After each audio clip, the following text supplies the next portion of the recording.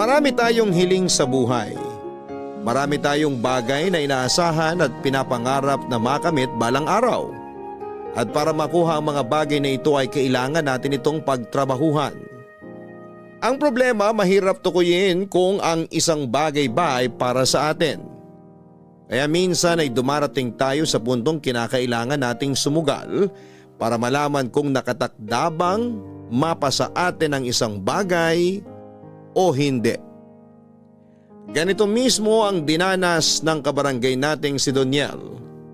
Sumugal siya sa pag-ibig pero worth it ba ang lahat ng ito sa dulo?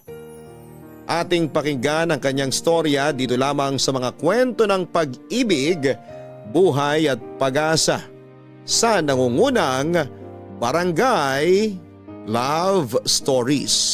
Dear Papa Dudut, magandang araw sa inyo Papa Dudut. Kung dati ay sa news ko lamang napapanood ang mga karahasang nangyayari sa Metro Manila.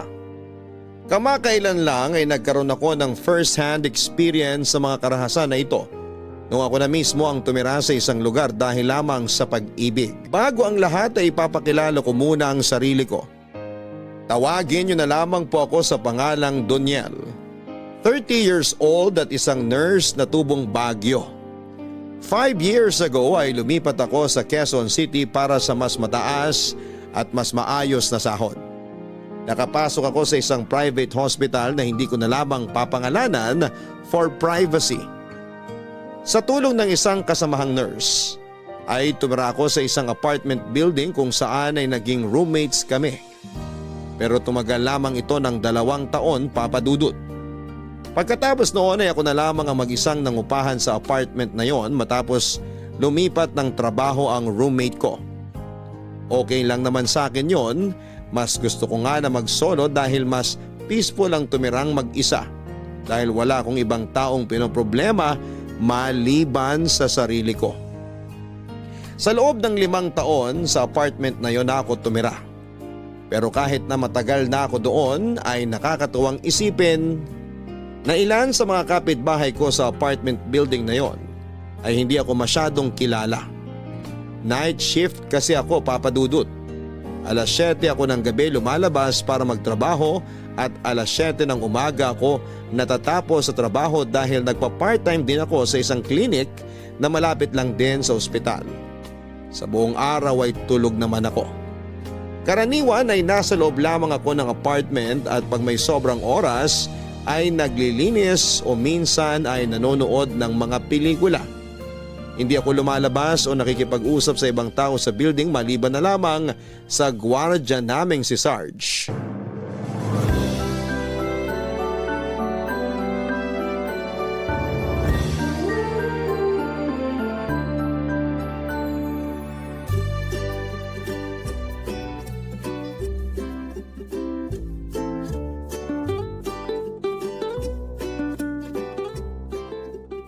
Sarge! O Doniel, baga kang umuwi ngayon ah. Hindi nagbukas yung clinic na pinagpa-part-timean ko kaya napaaga ako ng uwi. Talagang banat na banat ang buto mo ha. Lahat na lang ng trabaho makita mo, lagi mong pinapasok. May pinag-iipunan ka ba? Wala naman. Marami lang talagang bayarin kaya bawal tamarin. Ang mahal pa naman ng cost of living dito sa Metro Manila. Sinabi mo pa, kulang na kulang ang 20,000 para sa isang buwan. Mabuti nga ikaw, sulo ka lang eh. Wala ka pang pamilya na binubuhay, di tulad ko. Hirap nga ng buhay ngayon eh.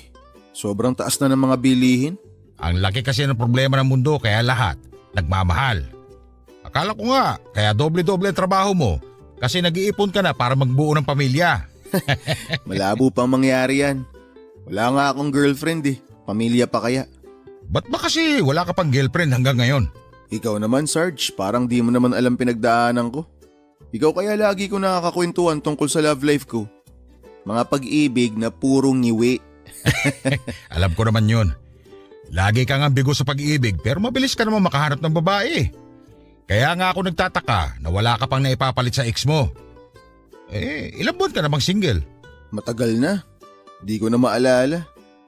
Pero tingin ko, malapit na ako magkaroon ng bagong girlfriend. Talaga? Taga saan? May nakilala ako, taga Malabon. Sara pangalan. Yan! Ganyan dapat. Hindi lang dapat puro trabaho inaatupag mo. Kumusta naman siya? Maganda ba? Oo naman. Anong trabaho? Nurse din? Sa kumpanya siya nagtatrabaho. Ewan ko, parang sales manager ata. Bago lang kami magkausap eh. Nakilala ko siya sa Facebook. Sayang na unahan ako. May rereto pa naman sana ako sa'yo. Sino naman? Di ba nga last week, umalis na yung nakatira dyan sa isa sa mga unit sa 5th floor? Yung nakwento mo na isang pamilya? Oo, yun nga. O tapos?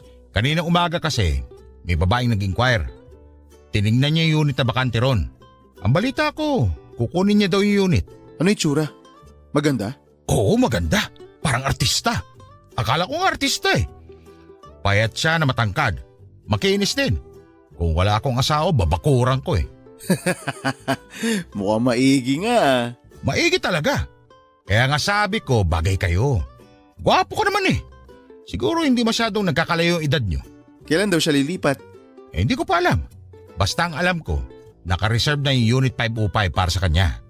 Abangan mo na lang siya. Sigurado ko na pati ikaw, mabibihag sa ganda niya. Pas muna, Sarge. Doon muna ako kay Sarah. Bahala ka. Sinasabi ko sa'yo, mas maganda tong taga 505. Aanihin ko naman yung ganda kung hindi naman ako type, di ba? At least tong si Sarah, interesado na sa akin. O sa bagay, tama ka nga naman. O sige na, Sarge. Maiwan na kita ha. Naantok nga ako eh. Pahinga muna ako. O sige. Mag-out na rin ako maya.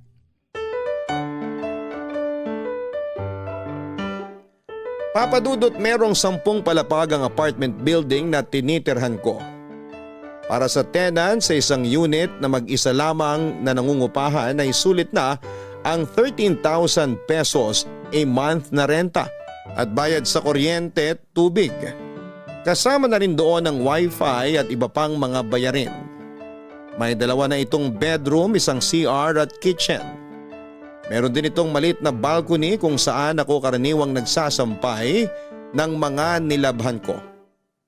Sa 2nd floor ako nakatira, papadudot, at masasabi ko namang tahimik at mababait ang mga nangungupahan sa palapag namin.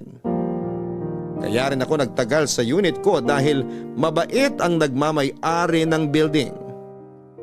Walang kaso sa kanila kahit na paminsan-minsan ay nadedelay ako sa pagbabayad sa kanila. May mga pagkakataon na tuwing lumuluwas ang mga kamag-anak ko mula sa Baguio ay sa apartment na sila dumediretso para maki-overnight. Sa apartment din karaniwang tumatambay ang mga katrabaho ko sa ospital dahil malapit lamang ito sa ospital na pinagtatrabahuhan ko.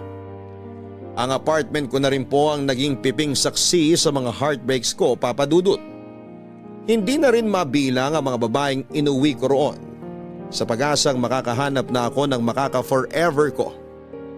Kaso nga lang ay palagi akong minamalas pagdating sa pag-ibig, katulad na lamang ng huling naka-talking stage ko na si Sarah. Nakilala ko si Sarah sa isang dating app. Ilang araw din kami nag-usap sa chat at nag-date sa labas. Nung imbitahan ko siya sa apartment ay bigla na lamang nagbago ang pakikitungo niya sa akin sa hindi malamang kadahilanan. Mukhang naka-score na naman tayo ah. Yung chika babes na hinatid mo, sabay yung Sarah na sinasabi mong nililigawan mo? Oo, siya nga. Maganda rin. Ibang klase ang taste mo ah. Mahusay kang puminta. Magaling ang puminta. Wala naman napapasagot. Hindi kanya sinagot. Kaya naman pala ganyan ang itsura ng mukha mo eh. Para kang nakatanggap na masamang balita. Malakas talaga pakiramdam ko na di na kami ulit magkikita pagkatapos ng araw na to. Bakit mo naman nasabi yan? Ramdam ko na eh. Kita ko yung pagkadismaya niya kanina. Di ata nagustuhan yung nakita. Naliitan ata eh. Ganun ba? Wala naman yung sa laki o liit eh. Ang mahalaga, satisfied siya sa performance mo. Anong pinagsasabi mong satisfied sa performance? Yung unit ko yung sinasabi ko. Naliitan yata siya sa apartment ko. Masyado siguro mataas yung expectation niya kaya nadismaya siya nung nakita niya yung tinitirhan ko. Akala ko naman kung ano yung maliit na tinutukoy mo. Sigurado ko ba na doon siya nadismaya? Baka naman makalat kasi yung apartment mo. Sobrang linis nga ng unit ko eh. Wala kang makikitang alikabok doon kahit na araw-araw akong wala. Umasa lang talaga siguro yun na mayaman ako. Parang hindi naman siya mukhang pera. Hindi ko naman sinasabi na mukhang pera si Sarah. Mayaman kasi yun eh. Kaya sa tingin ko mayaman din ang hanap niya. Baka naman masyado ka lang nag-iisip. Hindi Sarge, ramdam ko eh. Di ba nga kararating lang namin? Wala pa nga kaming 30 minutes sa unit ko eh. Nag-aya na siyang umalis. May emergency siguro. Oo nga, gusto niya na akong takasan. Yun yung emergency. Hayaan mo na yun. Ay, Marami pang babae dyan. Doon ka na lang sa sinasabi ko. Yung nasa Unit 505. oo nga, kumusta na yun? Nakalipat na ba? Oo, nandito na siya. Pero naglilipat pa lang ng gamit. Ang sabi sa akin, galing pa raw sa Makati yung mga ibang gamit niya. Ang galing mo naman sumagap ng chismis. Saan mo naman nalaman yan? Gwardya ako kaya dapat friendly tayo. Marami ako nakakausap dito na tenant na tulad mo. Alam na alam ko ang mga sikreto ng mga tao rito. Sa akin ba naman ibuhos lahat? Nakakatakot ka pala eh. Daig mo pa mga marites sa kanto.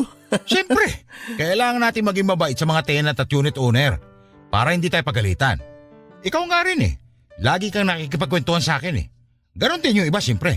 Sabagay, oo nga naman. Ano? Irereto na ba kita kay Unit 505? Di mo pa nga alam pangalan eh. Paano mo ako irereto dun? Tsaka pass muna ako dyan. Ipapahinga ko muna tong puso ko.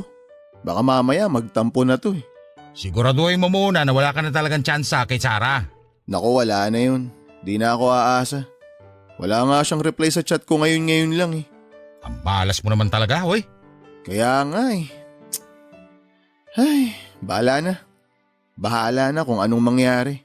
Ay, nga pala Sarge. Kumain ka na ba? Hindi pa nga eh. Bakit? May pagkain kasi ako sa taas. Nagluto ako ng dinner para sa amin sana ni Sarah. Kaso, ayun, umuwi. Iniwan ako. Sayang naman. Di ko mauubos yun. Ayun, sakto! Kumakalam na tong tiyan ko eh. Akit lang ako sandali, Sarge. Babalot ko yung pagkain tapos baba ko agad dito sa'yo.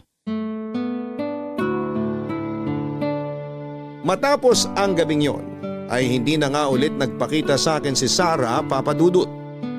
Inamin niya sa akin na ibang klase ng lalaki raw ang hinahanap niya at hindi ako yon. Malayo raw kasi ang estado ko sa ine-expect niya. Akala siguro niya, Papa Dudut, ay mayaman ako kaya siguro bigla siyang umurong matapos niyang makita ang unit na inuupahan ko. Hindi naman talaga ako mayaman. Sapat lang ang buwan-buwan na sinasahod ko. Ang kaibahan lang ay marunong akong humawak ng pera. Kaya kong i-budget ang pera ko sa mga pangangailangan ko. Simple lang akong tao at naiintindihan ko naman kung mas mataas ang standards ng mga babaeng nakikilala ko. Karapatan din naman nilang pumili ng lalaking nararapat para sa kanila. Nakakalungkot lang na hindi ko maabot ang standards na yon, Papa Dudut. Alam ko naman na wala sa expensive side ng Quezon City ang apartment ko. Hindi ko rin naman kasi kailangan ng mamahaling tutuluyan. Ang mahalaga para sa akin ay komportable ako sa tinitirhan ko. Pero sa kabila ng pagiging komportable ay aaminin ko pong minsan ay mahirap din ang maging mag-isa sa buhay. Oo nga't marami akong kaibigan, marami akong kakilala pero at the end of the day, mag-isa pa rin ako sa bahay. Pagka-uwi ko ay palagi akong sinasalubong ng katahimikan. Wala akong mapagkwentuhan sa naging takbo ng araw ko. Wala akong mapagsabihan ng mga magagandang balita sa buhay ko. Doon na po ako nakakaramdam ng kalungkutan, Papa Dudut. Kaya kahit laging bigo pagdating sa love life ay patuloy pa rin ako sa paghahanap ng makakapareha ko sa buhay.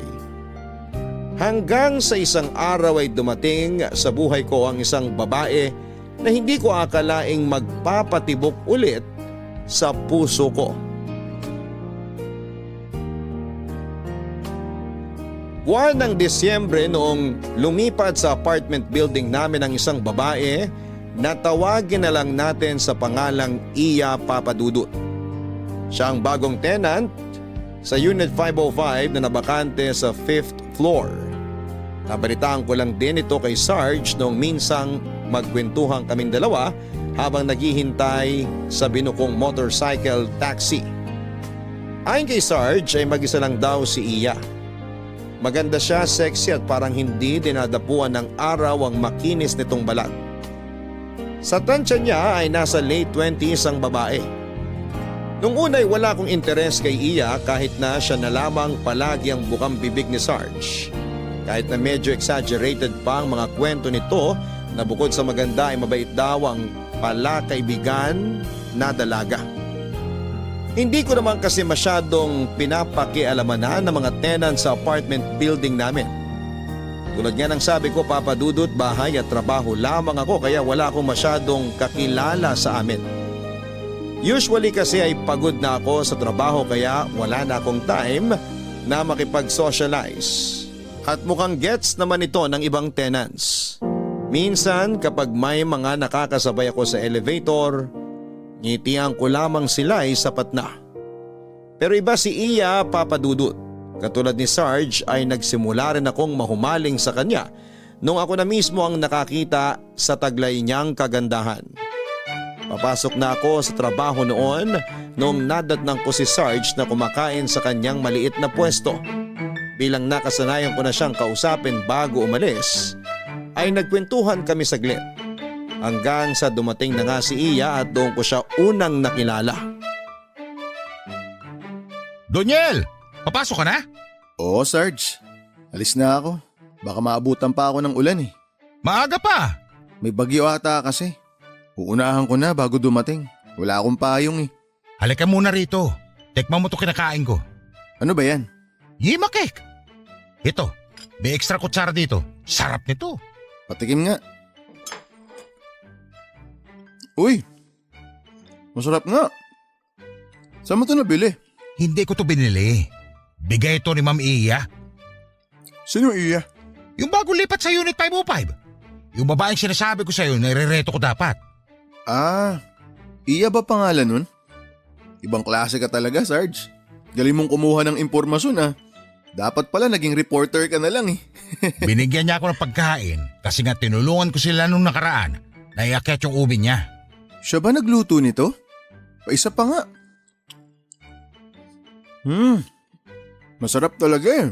Oo, mahilig daw siya mag-bake eh. Nagbebenta ba siya ng ganito? Ano ulit tawag dito? Yema cake. Hindi siya nagbebenta niyan. Hobby lang daw niya yung mag-bake. Sayang. Gusto ko sanang bumili kung sakali. Masarap eh. Masarap, di ba? Oh, ayan na pala siya eh. Sino? Si Ma'am Iya. Yan oh, yung naka-jacket na may dalang payong. Ipapakilala kita sa kanya. Good evening, Ma'am Iya. Good evening din po. Kamusta po lakad nyo? Okay naman. Pagod. Ano palang masasabi niyo sa yema cake na ginawa ko? Di mo ata kinain eh. Nako, sobrang sarap, ma'am. Ito nga oh, nilalantakan na namin ni Doniel. Ganun ba? Nakakatuwa naman at nagustuhan niyo. Ipapakilala ko pala sa itong kaibigan ko, ma'am. Ito po si Doniel. Hello. Hello po. Ang sarap po ng yema cake nyo. Totoo ba? Sinasabi niyo lang yata yan para hindi ako mapahiya eh. Hindi po, masarap talaga. Promise. Sakto yung tamis. Malasa yung mismong cake tapos sobrang lambot pa. Naku, salamat. Inaayos ko pa yung recipe niyan eh. Tinatanong ko nga tong si Sarge kung nagbebenta ba kayo nito. Sabi niya, hindi raw. Hindi nga. Napasobra lang kasi yung binake ko kaya pinamigay ko na lang. Mahilig lang talaga akong mag-bake ng pastries. Sayang naman. Pero ipagbibake kita kung gusto mo. Gusto mo ba? Naku, wag na ho, nakakahiya naman. Walang problema yun. Kapag hindi ako busy, ipagbibake kita ng yema cake. Taga rito ka ba? Taga rito rin yan, ma'am. Sa Unit 201 siya. Single at naghahanap ng girlfriend. Uy, Sarge, tumigil ka nga. Talaga ba? Tinatanong niya nga kung single din kayo para… Sarge, sabi ng itikom yung bibig mo eh. Ano ba, Pards? Huwag mong takpan ang bibig ko. Ayun nga, Ma'am Iya. Tinatanong niya kung single pa kayo. Para sana ligawan ka niya. Wag po kayo maniwala sa mga pinagsasabi nito ni Sarge. Nagjo-joke lang po siya. Palabiro ka pala, Sarge eh. O paano? Mauna na ako sa inyo. Maiwan ko na kayong dalawa ha. Sige, ma'am. Salamat ulit dito sa Yema Cake, ha? Bye po. Ang ganda nga niya, Sarge. Sabi sa'yo eh. Ano? Type mo? Hindi lang type. Type na type. Dumaan ang mga araw. Hindi na nawala sa isipan ko si Iya at tunay nga nakakaiba ang karisma na meron siya. Para akong nahihypnotize tuwing nakakasulubong at nakakausap ko siya, Papa Dudut. Minsan nga ay hinahabaan ko pa ang pagtambay sa pwesto ni Sarge para lamang makita ko siyang pumasok sa trabaho. Tumatambay ulit ako sa gabi doon para naman maabangan ko siya sa pag-uwi niya. Para nga akong isang fan noon na nag-aabang sa idol ko. Hindi ko inakala na isa rin ako sa mabibihag ng ganda ni Iya. Pero mas hindi ko inaasahan na bibigyan niya rin ng pansin ng isang tulad ko. Ilang linggo pagkatapos ng unang pagkikita namin ni Iya ay isang paper bag ang nadatnang ko sa harap ng apartment ko. Laman nito ay yema cake na ipinangako sa akin ni Iya. Kalakip ng yema cake na nakalagay sa maliit na plastic tube ay isang sticky note na may nakadrawing na heart at sa ibaba nito ay nakasulat ang pangalan niya.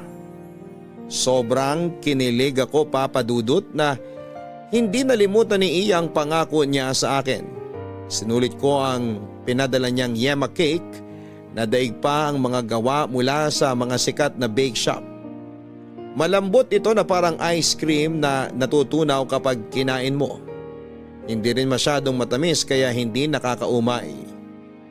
Hindi generic ang lasa, may kakaiba rito na hindi ko masabi kung ano dahil hindi naman ako pastry chef.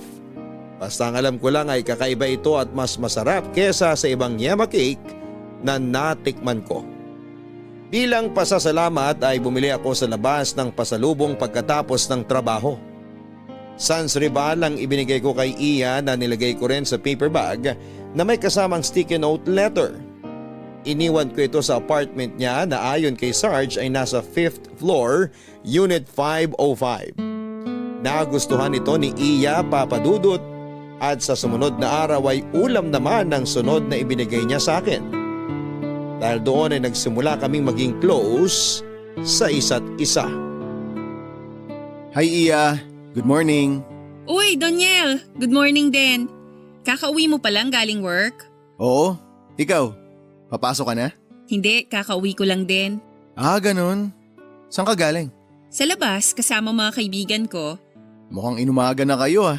Napasarap yung kwentuhan namin kaya napa-overnight na. Naka-check-in kasi sila sa isang hotel para mag-staycation. Sana all may time magbakasyon. Wala ka bang work ngayon? Wala, off ko. O sakto, mukhang mare-renovate mo na sa wakas yung apartment mo. Di ba matagal mo nang kinukwento sa akin na marami ka sanang gustong ayusin kaso wala ka lang time? Oo nga kaso may lakad din ako ngayon. Maliligo lang ako saglit tsaka magbibihes tapos larga na ulit. Yun lang. Iba talaga kapag famous, no? Punong-puno ang schedule. Nye, di naman ako famous. Marami lang talaga akong lakad this month. Saan ang punta mo niyan? May bibisitahin akong friend from work tapos baka may lunch date ako mamaya. Ooh, may date ka? Meron, yung papa ko. Birthday kasi niya last week. Ngayon lang ako makakabawi kasi lumuwas pa siya galing probinsya. Ah, akala ko may date ka kasama boyfriend mo. Ano ka ba? Wala naman akong boyfriend. Wala ba talaga? Yang gandang yan, hindi nawawala ng manliligaw yan. Parang imposible naman na mawala ng boyfriend ang isang Diyosa na katulad mo. Ikaw talaga, makajosa ka naman. Wala nga akong boyfriend. Bakit naman wala? By choice ba yan? Basta. Pero tumatanggap ka naman ba na manliligaw? Bakit? Manliligaw ka ba? Pwede ba? Sira ulo? Hindi nga, seryoso ako. Hindi ba pwede manligaw? Depende. Marunong ka bang manligaw? Oo naman. Sinong lalaki ang di marunong manligaw? We, kung marunong ka naman palang manligaw, bakit wala ka pang girlfriend? Aray, personal ang banat ah. Sakit naman ang pagkakasabi mo nun. Sorry, curious lang ako. Cute ka rin naman, so bakit wala kang girlfriend? May mga niligawan naman ako pero sabihin na lang natin na hindi ako pasok sa standards ng mga babaeng niligawan ko. Grabe naman standard nila. Ano bang hanap nila? Yung kumikinang-kinang na parang ginto? Ewan ko nga eh. Ikaw ba? Ano bang hanap mo sa lalaki? Hay nako, Doniel. Saka mo na gawin yan kapag hindi na tayo busy. Late ka na sa trabaho mo Okay lang malate, basta ikaw ang dahilan. paano naman ako? Malilate na rin ako sa pupuntahan ko. Ay, sorry. Oo nga pala. Sige na. Akyat ka na. Ako naman, papasok na sa trabaho. Sige, ingat ka. Ikaw rin.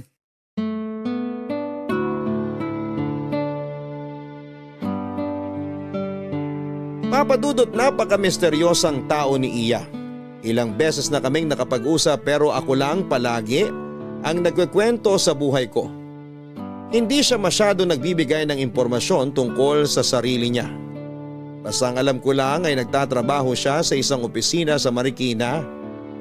Pangatlo siya sa 5 magkakapatid at nakatira ang pamilya niya sa Iloilo. Pangarap niyang maging chef at ang hilig niya noong mga panahong yon ay ang mag-bake. Maliban sa mga nabanggit ay wala na akong masyadong alam sa buhay niya. Ayoko rin namang magbukang staff galing HR department na tanong ng tanong sa background niya. Kaya hinayaan ko na lamang na si Iya na mismo ang mag-open sa akin ng mga bagay na tungkol sa buhay niya. Papadudot, hindi ko alam kung masyado lamang akong assuming pero tuwing nagkakausap kami ni Iya ay sinasabayan niya ang pakikipag-flirt ko sa kanya. Minsan ang mga biruan namin pati na rin ang pasimpleng harutan ay nakakalito na rin. Hindi ko kasi alam kung nagbibiruan pa ba kami tungkol sa feelings namin o totohanan na ba yon. Pakiramdam ko talaga ay sobrang lakas ng chemistry naming dalawa, Papadudot. Sabi nga sa akin ni Sarge ay bagay daw ako kay Iya. Dahil dito ay mas lumakas tuloy ang loob ko na pormahan siya. Isa pa, Papadudot, ay nahahalata ko rin sa mga galaw ni Iya na parang may gusto rin siya sa akin. Iba kasi ang ugali niya kapag kasama niya ako kumpara kapag iba ang kasama niya. Dahil sa mga naoobserbahan ko pagdating sa kinikilos niya. Feeling ko ay malaki naman ang chance ko sa kanya. Kaya naman hindi na ako nagpatumpik-tumpik pa at binakuran ko na siya. Papadudot, walang maayos na naging sagot sa akin si Iya noong nagtapat ako na gusto ko siyang ligawan. Pero kahit na ganoon ay tinanggap pa rin naman niya ang pasimpleng diskarte ko sa kanya. Kahit na hindi umamin ay malakas pa rin ang pakiramdam ko noon na may gusto rin siya sa akin. Patuloy pa rin kasi siyang nakikipagkita sa akin at nakikipag-usap na para bang gusto rin niya ang atensyon na ibinibigay ko sa kanya. Minsan nga lang ay nahihirapan akong ipakita ang magagandang motibo ko sa kanya dahil sa magkaiba naming oras. Para nga kaming buwan at araw na hirap magpang-abot. Busy siya sa trabaho sa umaga, busy naman ako sa trabaho sa gabi. Ilang oras lang ang naibibigay namin sa isa't isa. Umaasa nga ako noon na milagro na madagdagan pa ang mga oras namin na magkasama para sana mapabilis ang pagiging malapit namin sa isa't isa. Ang nakapagtataka lang, Papadudot, maliban sa ayaw niyang magbigay ng mga impormasyon tungkol sa sarili niyang buhay, ayaw din ni Iya na ibigay ang social media niya para sa akin. Pati ng phone number niya para sana kahit magkalayo kami ay pwedeng-pwede kaming makapag-usap. Nahanap ko naman ang Facebook niya pero hindi niya ako ina-accept sa hindi ko malamang kadahilanan. Naka-private din ito kaya kahit gusto ko siyang i-stalk ay hindi ko magawa. Ganon pa man ay pinilit kong gibain ang pader na namamagitan sa aming dalawa. Dahil ng mga panahon na yon ay sobrang nahulog na talaga ang loob ko kay Iya. Mas lalo tuloy akong nabahala noong nalaman ko mula kay Sarge na nagkaroon daw siya ng lalaking bisita sa unit niya. Napaisip tuloy ako kung ako lang ba ang ine-entertain niyang lalaki sa buhay niya o marami kami. Kaya naman hindi na ako nagpapetiks-petiks pa noong isang imbitasyon ang natanggap ko mula kay Iya. Pagka-uwi ko kasi galing trabaho ay isang tube ng yema cake ulit ang nadatnang ko sa may pinto ng apartment ko. May nakadikit ditong sticky note na nakasulat ang mga katagang 11 o'clock tonight, Unit 505. Kahit na walang pangalan, ay alam ko na kung kanino ito galing, Papa Dudut.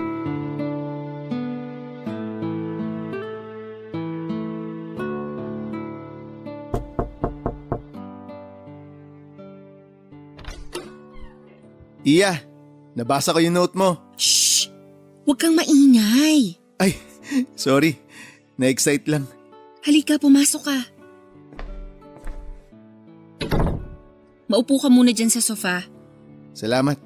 Hanap ka na lang ng pwesto. Pasensya na, medyo makalat. Nire-renovate ko tong sala eh. Ayos lang ako. Upo na ako Alam mo, hindi mo naman kailangan pahirapan ng sarili mo para kontakin ako eh. Ibigay mo na lang kasi sa akin phone number mo para hindi ka na nagdidikit ng sticky note sa pinto ko. Sabi ko naman sa'yo, hindi ko basta-basta binibigay ang number ko, di ba?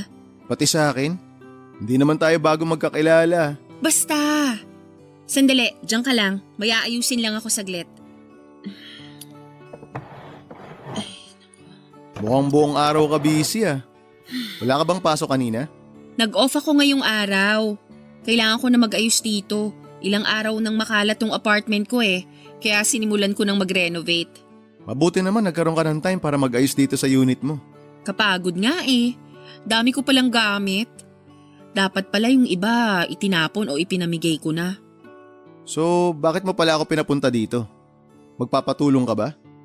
May ipapagawa ka ba sa akin? Wala. Gusto lang kitang kausapin para linawin kung ano man ang meron tayo ngayon. Okay. Ano bang meron tayo ngayon? Alam kong nanliligaw ka sa akin. Teka, sandali. Parang hindi ko gusto kung saan papunta to Unang salita pa lang, di na maganda pakinggan. Doniel, patapusin mo muna ako. Sorry, sige. Tuloy mo na. Gusto mo ko? Alam ko yon dahil yun naman ang pinapakita at pinaparamdam mo sa akin. Gusto rin kita, kaso hindi ko maibibigay sa iyo yung gusto mong mangyari. Ayaw mo ako maging boyfriend? Bakit? Huwag mo nang alamin, basta… Hindi sana pala nung umpisa pa lang humindi ka na. Bakit hinayaan mo pa akong ligawan ka kung wala ka naman palang planong sagutin ako? Sorry. Kaya kita hinayaan kasi hindi pagmamahal ang kailangan ko sa'yo. Ano? Pera? Wala ako noon, Iya. Hindi. Hindi ko kailangan ng pera mo. Kung hindi pera, ano pa? Wala naman ako ibang maibibigay sa'yo kundi pagmamahal lang. Meron pa. Lumapit ka rito.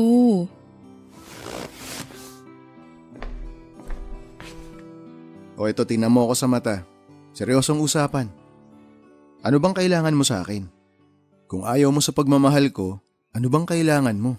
Ito.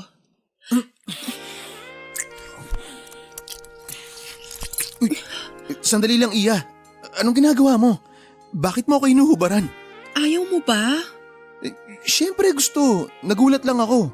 Nag-uusap lang kasi tayo tungkol sa relasyon natin Ganito ang klase ng relasyon na gusto ko sa'yo.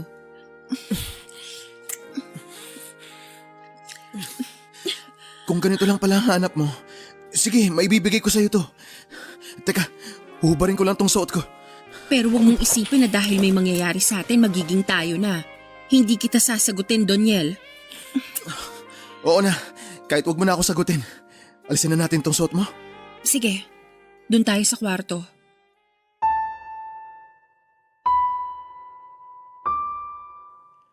Papa Dudut, hindi na ako nagpumilit pa. Kung ayaw pumasok ni Iya sa isang relasyon ay wala akong magagawa. Pero kahit na ganoon ay nanatili ang pagiging magkaibigan namin. Naging more than friends kami pero less than lovers. Kumbaga magkaibigan lamang kami pero may mga bagay kaming ginagawa na hindi karaniwang ginagawa ng magkaibigan lang.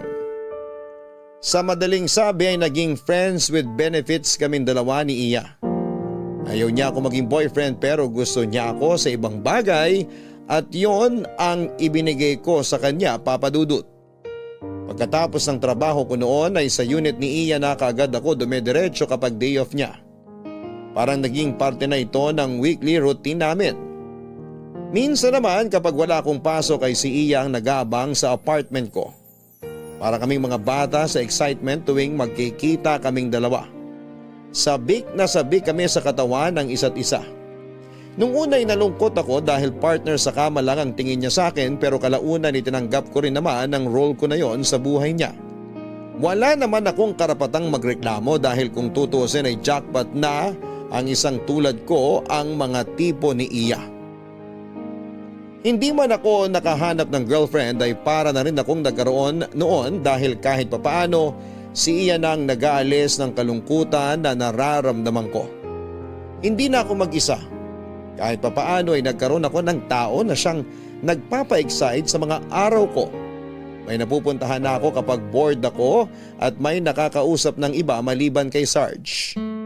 Yun nga lang, nagsimula ako magkaroon ng katanungan tungkol kay Iya.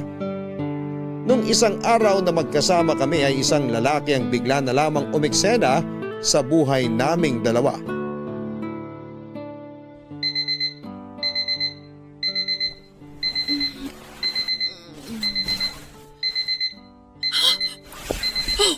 Oh my gosh! Daniel! Gumising ka na dyan! Hoy! Gumising ka na dyan! 4:00 na pala! Kailangan mo nang umalis! Dito muna ako. Mamayang gabi pa naman pasok ko eh. Kailangan mo nang umalis ngayon din! Bakit? Dito muna ako. Lika, kadal tayo dito. Bumangon ka na! Aray! Ba't mo ako pinalo? Sakit nun ah. Ano, gising ka na ba? Oo, pati kaluluwa ko gising na. Pero may isa pang nagising. Gising na gising. Gusto mo ba makita? Huwag ngayon. Kailangan mo na talagang umalis. Bakit? Dati may bebe time tayo tuwing umaga. Next time na lang. Ba't mo ba ako pinapaalis? Ang aga-aga pa eh. Tingnan mo nga oh, di pa maliwanag sa labas. Basta, umalis ka na, dali! Nasaan na ba yung mga damit mo? Heto, isuot mo na tong boxers mo. Grabe ka naman sa akin. Para akong asong pinapalayas ah. Sorry na, magbihis ka na kasi. Bakit muna? May bisita ka ba? Oo! Sino naman?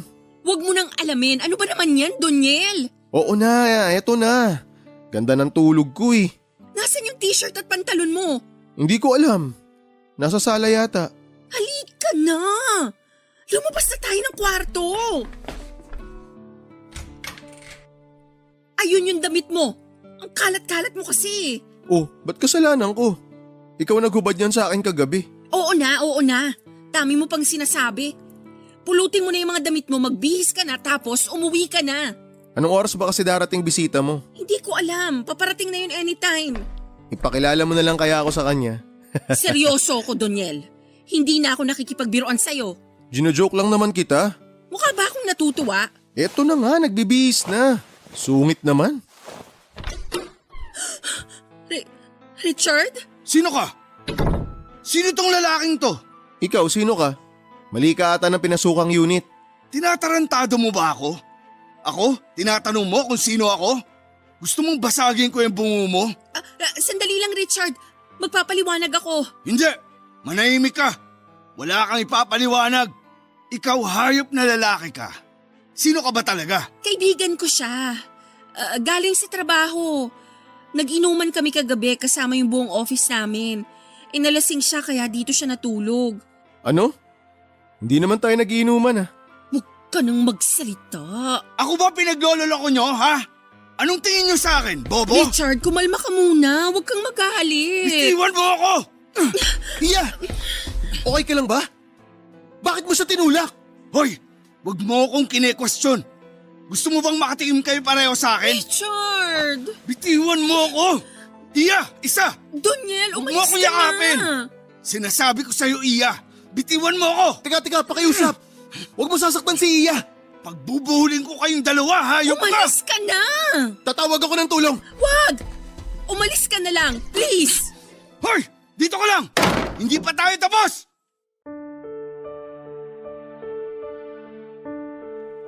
Mabuti na lang at medyo maaga pa ng time na yon. Dahil kung hindi ay matinding iskandalo ang mangyayari. Sa takot ay agad akong umalis ng unit ni Iya na boxers lang ang suot ko.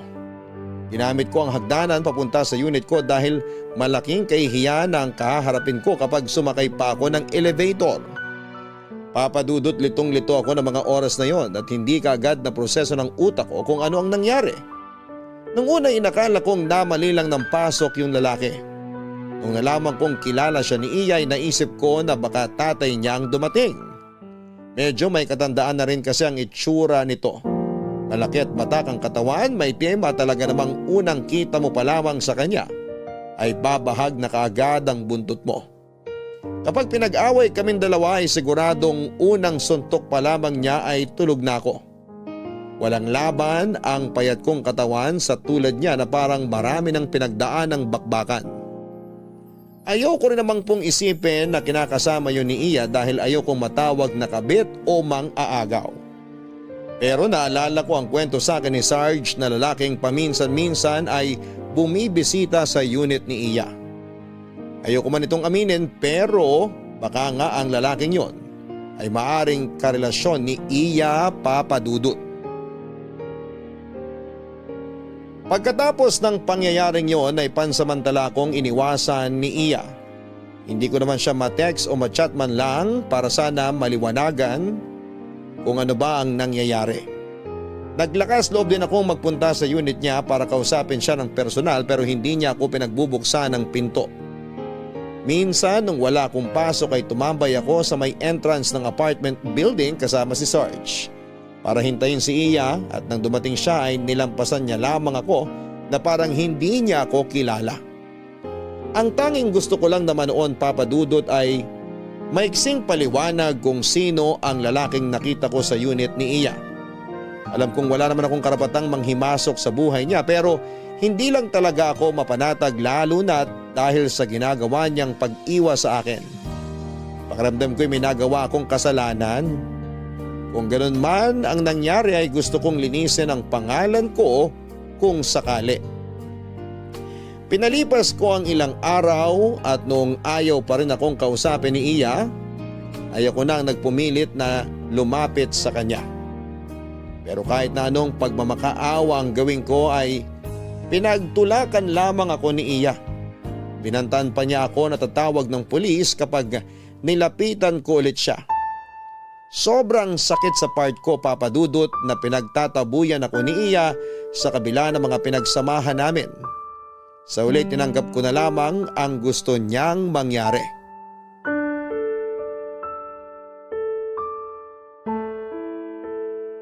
Ano sa tingin mo, Sarge?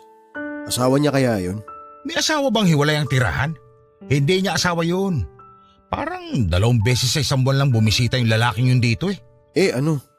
Tatay? Tatay siguro. Oo, tatay niya yun. Matanda na itsura eh. Hindi rin.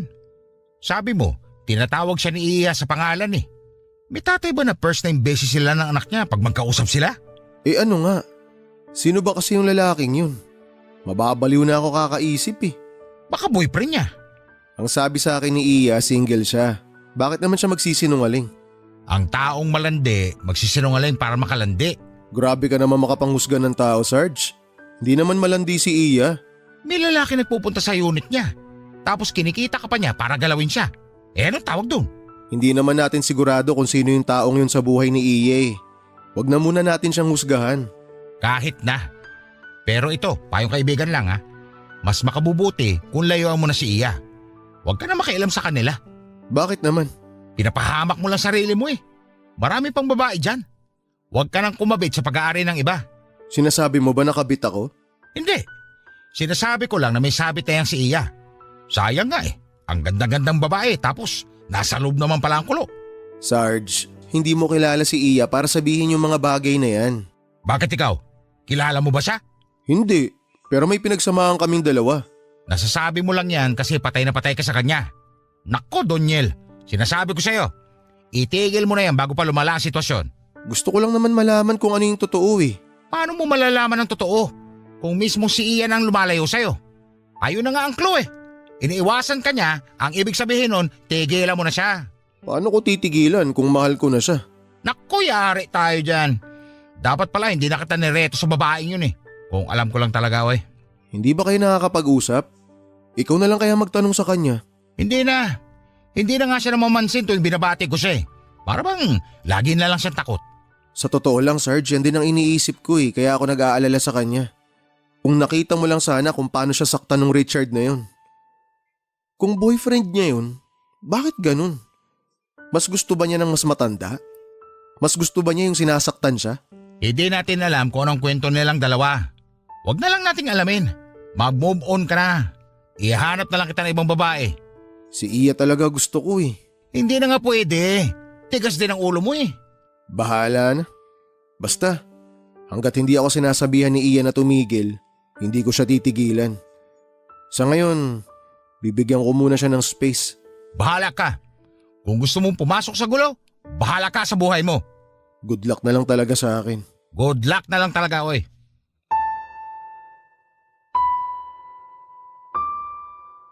Sinubukan kong bumalik sa dati kong gawe, Papa Dudut.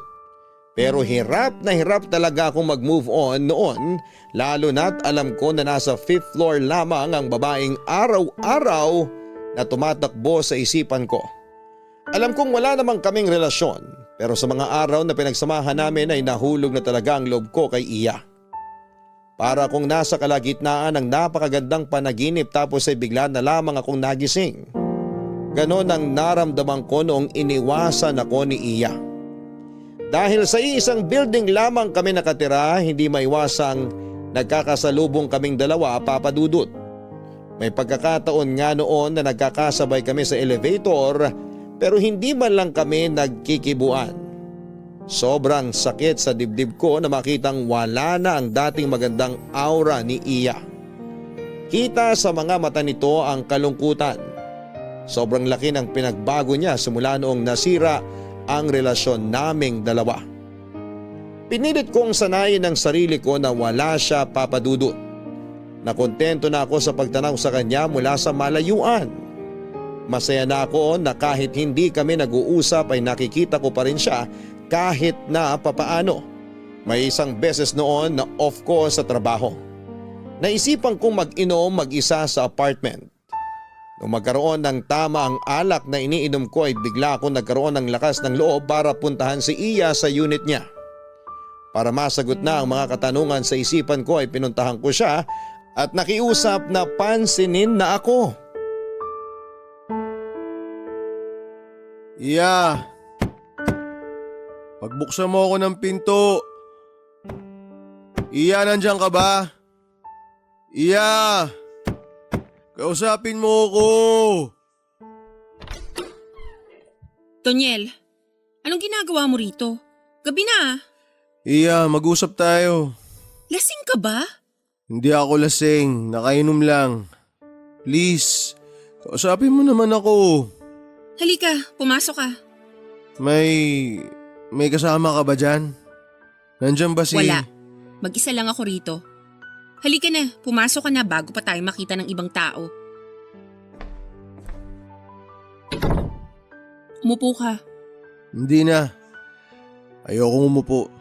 Ano bang gusto mong pag-usapan? Gusto ko lang malinawan. Malinawan san? Tungkol sa atin? Nasabi ko naman sa'yo nung simula pa lang, di ba? Na walang magiging tayo. Hindi kita mahal, Doniel. Akala ko ba gets mo na yun? Gets ko, pero… Pero umasa ka. Oo, aminado ako ron. Umasa ako. Pinaasa mo ako Hindi kita pinaasa, Doniel.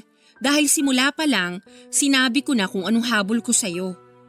Ginusto mo naman yun, di ba? Pumayag ka sa setup natin kaya hindi kita pinaasa. Umasa ka lang talaga. Bakit ba kasi hindi mo ako magustuhan? Dahil ba dun sa Richard na yon?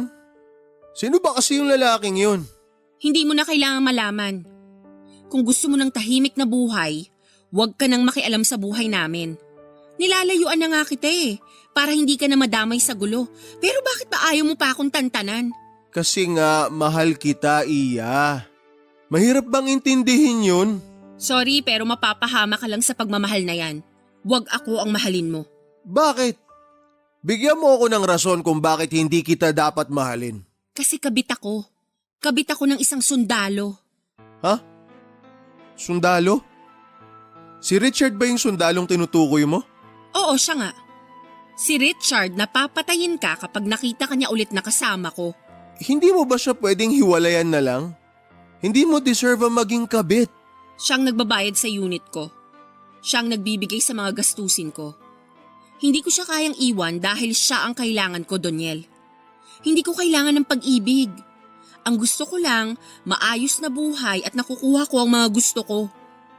Mabait kang tao, kaya maghanap ka rin ng girlfriend na kasing bait mo. Wag ako. Kaya ko rin naman ibigay sa'yo yung mga gusto mo ah. Paghihirapan ko. Sorry pero sa inyong dalawa ni Richard, mas pipiliin ko pa rin siya. Mas pipiliin mong maging kabit? Wala kang alam sa mga pinagdaanan ko. Oo, siguro nga. Wala akong alam sa mga pinagdadaanan mo. Siguro nga wala akong alam sa buhay mo. Pero ang alam ko lang, hindi maganda ang kumakabit ka. Maganda ka, Iya. Mabait. Matalino. Punong-puno ka ng talento. Pero hanggang dito na lang ba ang kaya mo? Hanggang dito mo na lang ba kayang itrato ang sarili mo? Ha? Kaya pinagtsatsagaan mo na maging kabit ka? Nakakaawa ka naman. Umalis ka sa harap ko! Iya. Umalis ka sa harap ko! Papadudot noong malaman ko ang dahilan ng lahat. Ako na mismo ang umiwas. Ayaw kong pumasok sa isang gulon na hindi ko alam kung makakalabas ba ako. Pero huli na ang lahat noon, napuno na si Richard dahil inakala niyang inaagaw ko si Iya mula sa kanya. Kung alam ko lang noon na hindi na po pwede si Iya ay hindi ko na siya diniskartehan. Pero yun ang hindi maintindihan ni Richard at sinubukan kong humingi ng tawad sa kanya at ipaliwanag ang lahat noong nagkita ulit kami pero sarado na ang isipan nito. Ang tingin niya sa akin ay isang karibal. Nang minsan galing ako sa party ay tinambangan nila ako malapit sa apartment, Papa Dudut. Kasama ang mga kaibigan niya ay binugbog nila ako. 3:00 na noon ng madaling araw at wala nang masyadong tao sa kalsada namin kaya walang nakakita sa mga nangyari. Akala ko noon ay papatayin na nila ako, mabuti na lamang at bugbog lamang ang inabot ko. Noong nalaman ni Iya ang nangyari sa akin ay pinuntahan niya ako sa apartment para kumustahin. Sobra ang pag-aalala niya sa akin noon, Papa Dudut, dahil alam ni Iya ang kayang gawin ni Richard lalo na kapag galit ito. Kinausap niya ako na lumipat na lamang ng tirahan para matapos na ang lahat. Hindi ako pumayag dahil matagal na ako sa lugar na yon. Kaso nga lang ay hindi talaga ako tinantanan ni Richard, Papa Dudut. Kakatapos ko lang sa trabaho noon nang binisita ako ni Richard sa ospital mismo na pinagtatrabahuhan ko. Dinala niya ako sa parking lot at doon kami nag-usap ng masinsinan. Sobrang lakas ng kaba ko noon lalo na nung isang baril ang nilabas niya bilang panakot sa akin. Nang oras na yun ay alam kong wala na talaga akong laban. Kaya wala akong choice kundi ang umalis na lamang at magpakalayo-layo. Dahil sa takot ay umuwi ako sa Baguio at sobrang trauma ang inabot ko, Papa Dudut. Sa puntong nag-resign na rin ako sa trabaho. Sa tulong ng recommendation ng mga kakilala ko ay nakalipat ako sa ospital sa Baguio City at hanggang sa ngayon ay dito na po ako nakatira at nagtatrabaho. Hanggang ngayon ay hindi pa rin ako makapaniwala na nasira ang tahimik kong buhay dahil lamang sa isang babae. Pero thankful ako na nasa maayos na lugar na ako. Simula noon ay nawala na ako ng balita kina Iya at Richard at sa totoo lang ay wala na akong planong makibalita pa sa kanila. Masyado na pong mahaba ang sulat ko sa inyo, Papa Dudut, kaya dito ko na po tatapusin ang aking kwento. Maraming salamat po sa pagtampok ng bahaging ito ng buhay ko na kahit kailan ay hindi ko malilimutan. Ingat po kayo at sa lahat ng bumubuo ng Barangay Love Stories. Naway patuloy na maghari ang Barangay LS 97.1. Ang inyong forever kapuso at kabarangay, Doniel. Ang isang matatag na tahanan ay binubuo ng isang matibay na haligi at maliwanag na ilaw. Kaya ito tumatagal at nagiging tirahan ng isang pamilyang puno ng pag-ibig na pang forever. Pero kung ang nangungupahan sa isang bahay ay unti-unting kinakain ng anay, ay ibang usapan na ito at dapat nang pag-isipan para isalbagin yung pamilya. Ikaw kapuso, naranasan mo na bang mangupahan? Dear Papa Dudut, noong grade 2 pa lamang ako ay nagkaroon ako ng hindi malilimutang leksyon na itinuro sa amin ng teacher namin noon. Ito ay ang basic needs ng isang tao. Ang food, clothing at shelter. Gusto kong simulan ang sulat ko sa leksyon na yan. Dahil may kinalaman sa shelter ang ibabahagi ko sa ating mga kabarangay. Ako po si Suset at naging libangan ko po ang makinig sa inyong programa. Kaya ngayon ay gusto ko namang ikwento sa lahat ang buhay ko at ang nangyari sa aking pamilya. Matagal ko nang kasintahan noon si Elijah sa probinsya, Papa Dudut. Taga Leyte po kaming dalawa at doon po kami lumaki at nagkakilala. Bata pa lamang ako ay kilala ko na si Elijah kahit 2 taon ang tanda niya sa akin. Naalala kong naging kalaro ko siya at nakita ko kung paano siya naging gwapong binata kaya madali niyang nakuha ang puso ko. Simple lang po ang buhay namin sa probinsya, Papa Dudut. Noong ko pa pinapangarap na kapag may pagkakataon ay gusto kong tumira sa Maynila. Gusto kong makakita ng artista, ng sine, ng tren, ng mga bagay na wala sa amin. Yan po ang pangarap ko noong bata pa lamang ako dahil puro magaganda ang naririnig ko mula sa mga taong galing sa Maynila para makipagsapalaran. Nang maging asawa ko si Elijah ay binigay naman niya ang lahat para mapakain ako. Meron siyang namanang lupa sa kanyang mga magulang na pinagtamnan namin ng gulay para gawin naming hanap buhay. Sa madaling salita ay hindi kami nawawala ng pagkain sa hapagkainan dahil sa pagsasaka, Papa Dudut. At tuwing malamig o mainit ang panahon ay may bahay kaming nasisilungan. Pero sa isip ko ay ayaw kong tumanda na doon na lamang kami ng mga anak ko. Gusto kong lumipat kami sa Maynila at magagawa lang namin yon kapag naibenta na namin ang lupa namin sa probinsya. Pwede namin gamitin ang pera para sa bagong buhay na gusto kong mangyari sa Maynila. Kaya walang araw at gabi na hindi ko kinakausap at kinukumbinsi si Elijah na ibenta na ang lupa nito. At lumipat na lamang kami ng mga anak niya sa Maynila, sa lugar na inaasam-asam ko na matutupad ang aking mga pangarap.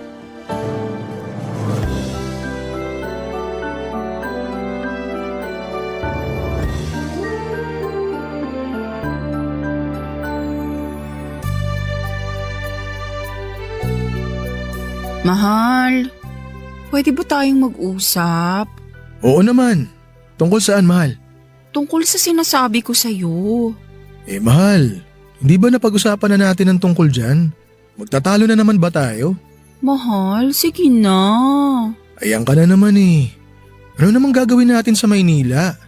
Mas maganda rito sa probinsya. Lumipat na lang tayo ron. Ibenta na natin to para doon na lang tayo sa Maynila.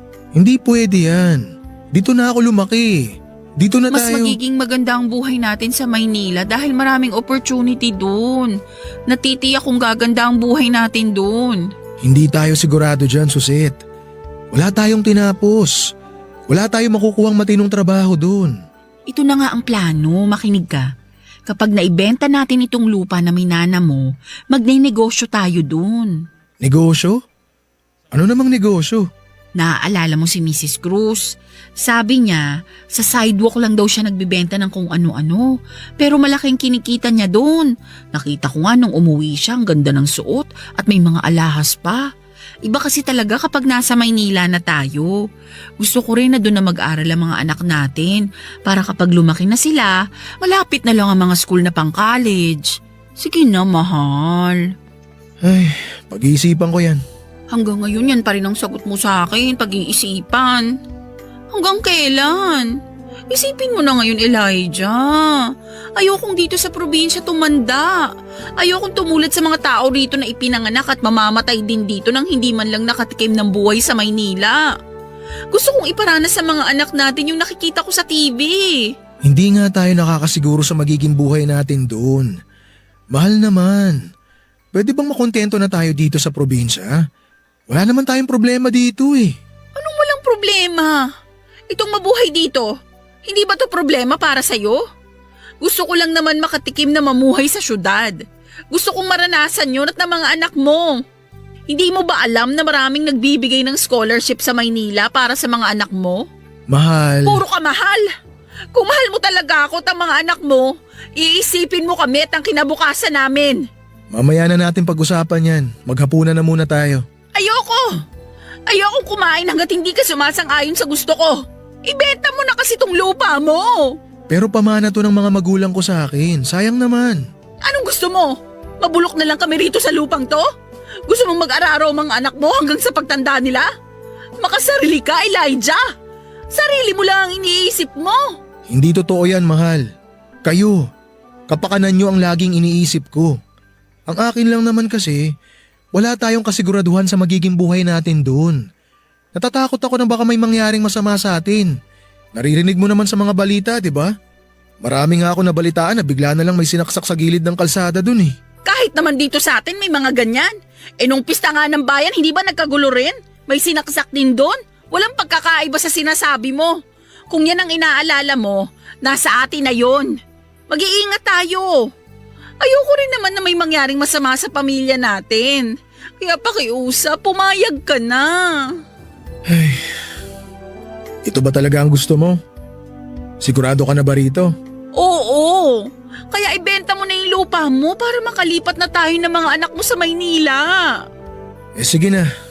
Ibenta na natin kung yan ang gusto mo. Ibig sabihin, Oo, pumapayag na ako. Lilipat na tayo sa Maynila. talaga ba? Ibibenta mo na tong lupa? Papayag ka na, mahal? Oo na. Tawagin mo na yung mga anak natin para makakain na tayo. Salamat, mahal. Hinding-hindi ka nagkamali sa ginawa mong desisyon. Sana nga, mahal. O sige na. Tawagin mo na yung mga bata. Kumain na tayo.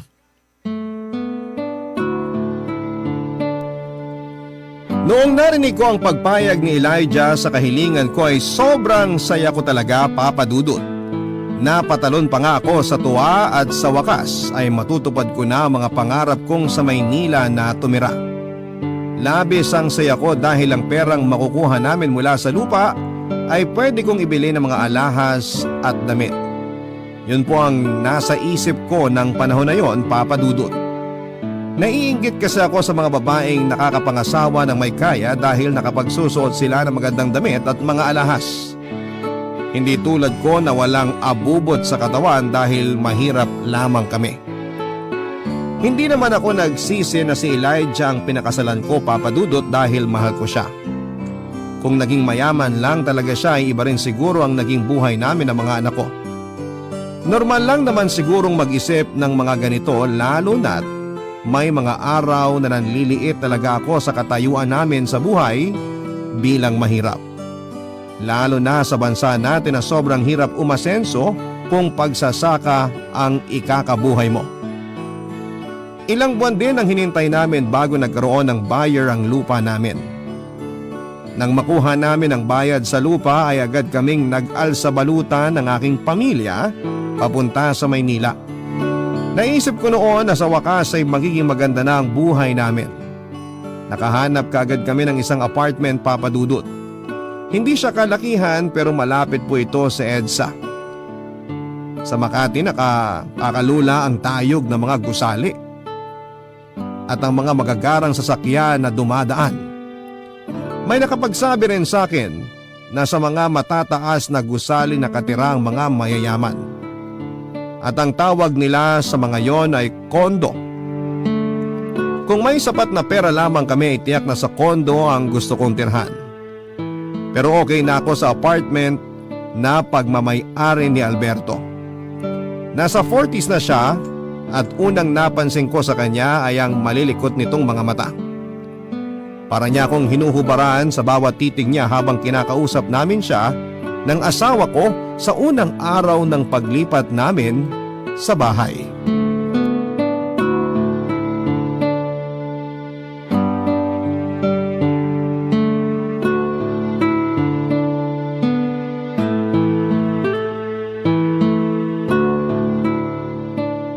may tanong po ako. Sa inyo po ba tong bahay na pinapaupahan nyo? Sa akin nga, ito ang naipundar ko matapos ang mahabang panahon ng pagiging OFW ko. Ah, OFW po pala kayo. Ang yaman nyo pala. Iba rin po talaga kapag nakapag-abroad, no? Maswerte lang ako.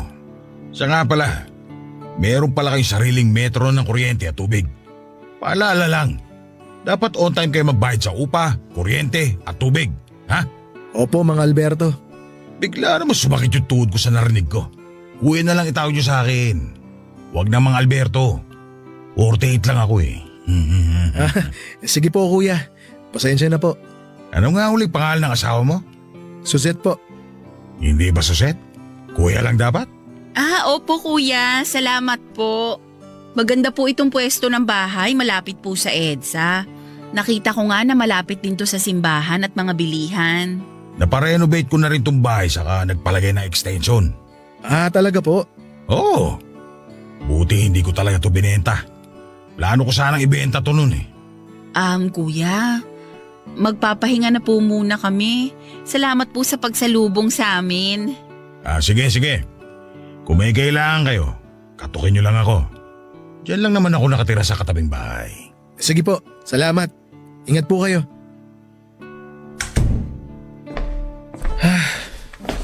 Iba rin yung titig ng matandang yun sa'yo ha. Napansin mo ba? Napansin mo rin pala? Kaya nga sinabihan ko na magpapahinga na muna tayo para makaalis na siya. Kinikilabutan ako sa kanya. Sa palagay ko nagandahan lang yun sa'yo. Naku, baka mamaya pagsilosan mo yung matanda ha. Ano ka ba? Hindi no. Maganda naman talaga ang asawa ko kaya marami napapatitig. Pero kahit ganun, alam kong ako lang naman ang nasa puso mo, tama ba? Oo no, ikaw lang ang mahal ko. Pero nakakairita talaga yung titig ng Alberto. Hayaan mo siyang maduling sa kakatitig sa'yo. Wala namang makukuha yung matandang yun kahit buong maghapon ka pa niyang titigan eh. Kung sa bagay, yung upa lang ang makukuha niya sa akin. Mahal, heto na tayo. Nasa Maynila na tayo. Akala ko sa panaginip ko lang mararanasan tong pangarap ko na to. Pero naging totoo na. Salamat, mahal. Ganyan kita kamahal. Ngayon, ang kailangan ko na lang gawin, maghanap ng trabaho. Sigurado naman akong makakahanap ka. Pwede rin akong magtinda ng kung ano-ano tulad ng napag-usapan natin. Basta ang importante, masaya at buo tayong pamilya. Masaya at buong naninirahan sa Maynila. Mahal, gusto kong puntahan yung Luneta. Sumakay din tayo ng tren. Pwede tayong mamasyal bukas. Ay, gusto ko yan. Paniguradong matutuwa ang mga bata nito. Ay, sana itong paglipat natin dito, mabigyan tayo ng maayos na pamumuhay. Magtiwala lang tayo. Hindi ako magiging pabigat sa'yo, mahal. Pangako, hahanap din ako ng pagkakakitaan dito. Marami ditong pagkakakitaan, hindi tulad sa probinsya. Alam mo na. Sa bagay. Pero alam mo, namiss ko agad yung hangin sa atin. Hindi pa ata sanay yung ilong ko sa usok ng sasakyan. Masasanay ka rin. Hindi naman naaabot ang usok dito. Basta isarado lang natin ang mga bintana. Tama. Basta, mamasyal tayo bukas ng umaga. Punta tayo sa Luneta. Yay! Salamat, mahal!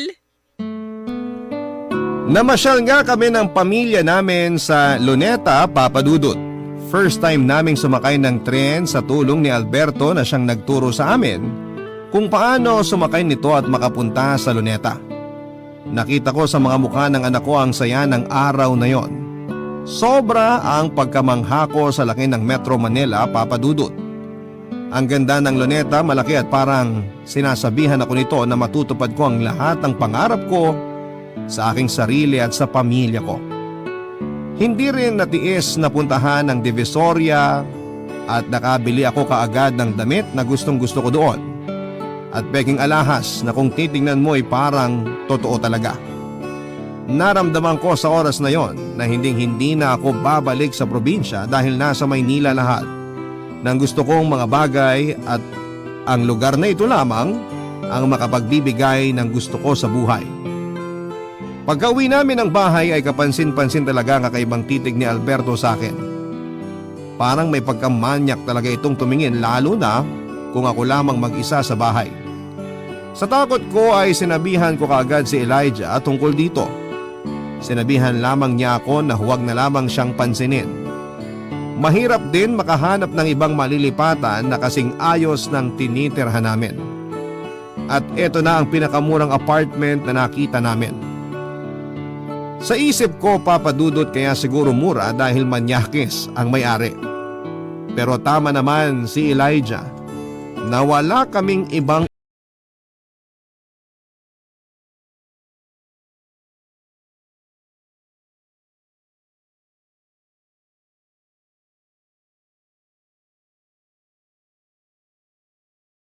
Stories. Barangay Love Stories. Papadudot, sobrang iba ang buhay sa Maynila kesa sa probinsya. Sa unang buwan namin ay iba ang sinasabi ng ingay ng Maynila sa akin. Nangangahulugan itong maunlad ang lugar, nasasarapan ng tenga ko sa ingay at nakakaramdam ako ng enerhiya na magkakaroon din kami ng magandang future sa nasabing lungsod. Hindi malabong matupad ang mga pangarap ko sa aking sarili at sa mga anak namin ni Elijah dahil parang lahat ng gusto naming mangyari ay ibinigay naman sa amin. Tulad na lamang ng mabilis na pagkakahanap ni Elijah ng trabaho bilang construction worker. Ang sabi ni Elijah sa akin ay kakayanin niya ang trabahong ito para sa amin at sanay naman siya sa pangmalakasang trabaho. Habang nagtatrabaho si Elijah ay naisipan ko ring maglako ng kakanin sa kalye kasi medyo malaki nga ang cost of living sa Maynila kesa sa probinsya. At para na rin hindi mahalata ni Elijah na ang perang ipon namin na galing sa pagbebenta ng lupa ay ginagastos ko sa pagbili ng mga damit na gusto ko at pagpunta sa mga studio para makakita ng artista. Yun ang naging libangan ko, Papa Dudut, habang nasa eskwelahan naman ang mga anak ko. Pero dumating ang panahon na kailangan ko ring magkapera. Sinubukan kong maghanap ng trabaho at napasok ako sa isang factory. Hindi madali ang trabaho pero kapag dumating na ang sahod ay nakakabili ako ng mga bagay na gusto ko tulad ng branded na damit at mga gadget. Para sa akin lang ang sahod ko. Binibilhan ko naman ang mga anak ko ng maayos na damit nila at si Elijah ay bahala sa pagkain at sa upa ng bahay namin.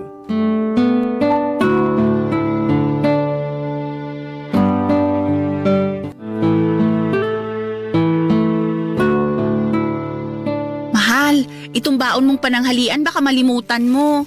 Mabuti na yung may baon ka para hindi ka na bumili. Salamat, mahal ah. Kailangan natin magtipid ngayon. Malapit na naman maningil si Kuya Alberto ng upa. Ay, singila na naman pala. Ayoko pa naman siyang harapin.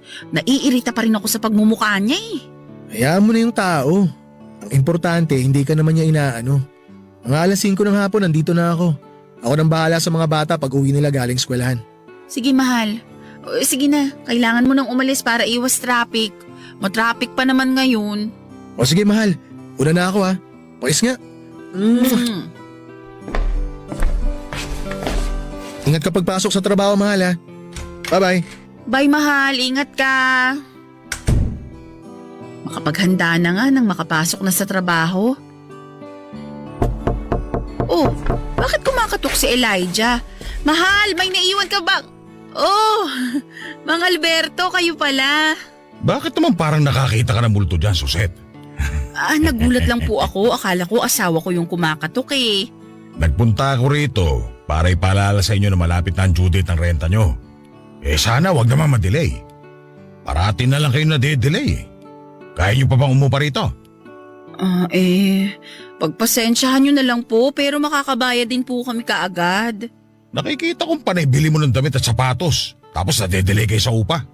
Alam nyo naman na may kanya-kanya tayong pangangailangan. Kaya umaasa ako makakapagbayad kayo ng upa sa oras. Sige po Mang Alberto, pasensya na. Di ba sabi ko wag mo na akong tawagin Mang Alberto? Kuya na lang. Ganyan na ba talaga ako matanda sa'yo? Hindi pa naman ako matanda. Gumagalang lang po. Nakakaasiwa eh. Parang tingin ko mukha akong uugod-ugod kapag tinatawag niyo ako ng ganyan. Malakas pa kaya ako. Pero kung ayaw mo akong tawagin kuya, Alberto na lang. Ha? Ay sige po. Susubukan ko pong tandaan na tawagin kayong kuya. Basta wag niyo na pong masamain yung tawag ko sa inyo. Paggalang lang po yun. Talaga bang ginagalang mo ako? Oo naman po. Bakit hindi ka makatingin sa mga mata ko? Po? Maganda ka, Suset. Alam mo ba yon? Ho? Ang sabi ko, maganda ka. Unang kita ko pa lang sa'yo, nagandahan na ako eh. Ang swerte ng asawa mo. Nakabingwit siya ng tulad mong maganda. Ako po ang maswerte. Gwapo po si Elijah at mahal niya ako. Talaga ba? Ay, sige na po. Kung wala na po kayong ibang sadya, kailangan ko nang maghanda. Papasok pa po ako sa trabaho eh. Basta kung may kailangan ka, Suset, huwag kang mahiyang lapitan ako, ha? Sige po, salamat po. Sara ko na po itong pinto.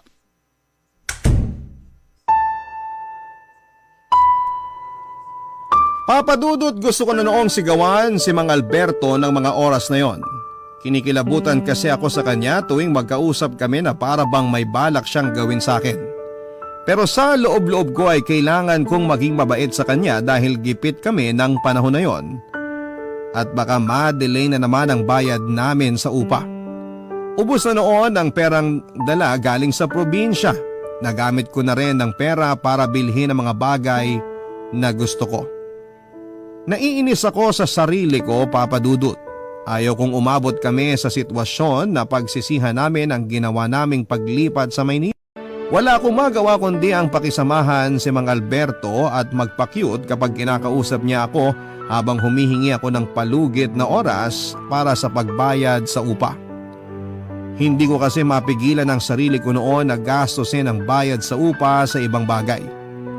Pilit ko itong itinago kay Elijah dahil ayaw kong malaman niya ang ginagawa ko. At baka sisihin pa niya ako sa hindi magandang buhay namin sa Maynila. Gayon pa man ay positibo akong malalampasan namin ang problema dahil may trabaho naman ako sa pabrika. Makakaipon din ako para sa pambayad sa upa. Kailangan ko lang na disiplinahin ang sarili ko na huwag gumastos sa mga bagay na para sa luho lamang. Papadudot, iba talaga ang tono ng pananalita ni Mang Alberto tuwing magkausap kami.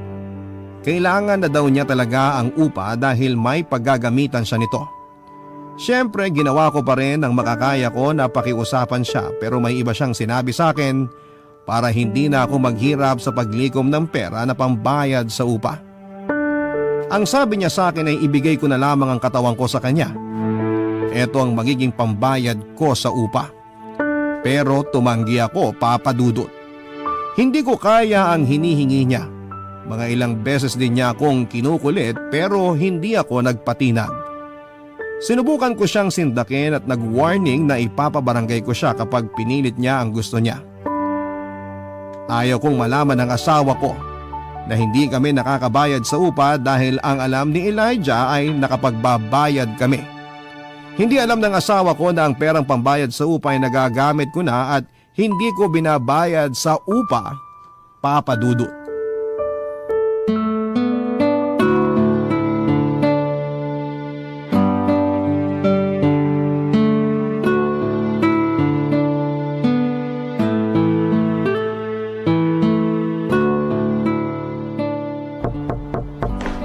Sino yan?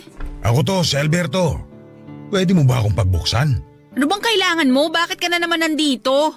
Pwede bang buksan mo muna tong pinto para makapag-usap naman tayo na maayos? Pumasok ka.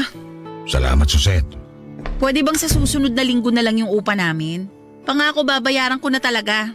Ilang beses ka nang nangako na magbabayad. Pero hanggang ngayon wala pa rin eh. Promise talaga sa susunod na linggo, makukuha mo na yung bayad. 4 na buwan na kayo hindi nagbabayad. Sabi mo sa akin, huwag akong magsabi sa asawa mo pero hindi na maganda tong nangyayari. Aba, malaking pera rin yung 4 na buwan na renta. Alam ko, kaya nga nagmamakaawa ako na pagbigyan mo pa ako eh. Hahanap ako ng paraan para makabayad sa'yo. Bigyan mo lang ako ng oras kahit 1 linggo lang. Bakit kasi hindi mo na lang tanggapin yung inaalo ko sa'yo? Bawat araw na nakikita kita, hindi ko matiis na hindi manabik sa'yo eh. Gusto kitang mahalikan at maangkin, Suset. Pwede ba huwag ka nga magsalita ng ganyan? Eh di kung ayaw mo, sige, magbayad ka na. Kailangan ko yung pera bukas. Kung hindi ka pa magbabayad, yung asawa mo sisingilin ko. Alberto naman, huwag naman ganun. Magagalit sa akin si Elijah kapag nalaman niyang hindi pa kami bayad sa upa. Aba, hindi ko na problema yon. Suset, simple lang naman yung kondisyon ko para makabayad ka na. Ibigay mo yung sarili mo sa akin. Simple? Anong simple ron? Kailangan ba talagang umabot sa ganito? Wala kang perang pambayad eh. Kung gusto mo talaga makabayad sa upa, gawin mo yung gusto ko. Sige na, umayag ka na, Suset. Sandali, ano ba? Huwag mo nga akong hawakan. Sige, tanggihan mo pa ako. Kapag ako napuno, ipapabarangay ko kayo. Gusto mong malaman ang asawa mo ginagawa mo? Suset, ako na lumalapit sa'yo para mawala na yung problema mo. Umayag ka ng maikama kita. Wala naman dito si Elijah at mga anak mo eh. Solo natin ito bahay. Walang makakalam ng gagawin natin. Walang makakakita. Tayong dalawa lang. Oh, ano, payag ka na? Basta ipangako mo sa akin na walang makakaalam nito. Siyempre naman. Atin-atin lang ito. Ano, pumapayag ka na ba ha? Oo, payag na ako. Pero pag may nakaalam nito, malalagot ka sa akin. Magtiwala ka sa akin. Secret lang natin ito. Sige na, tapusin na natin to. Ang ganda mo talaga, Suset. Pagkatapos ito, bayad na kami sa upa ha. Oo, bayad na kayo. Ano ba hinihintay natin? Tara na dun sa kwarto.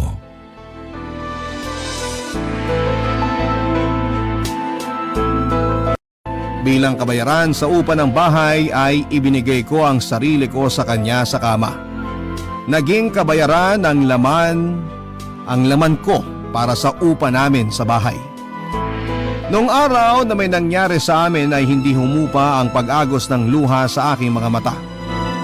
Natanong ko sa aking sarili kung bakit humantong sa ganito ang lahat at bakit binigo ako ng Maynila.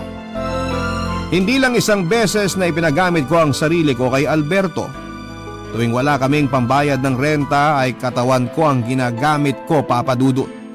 Ang lahat ng ito ay ginagawa ko dahil sa pride.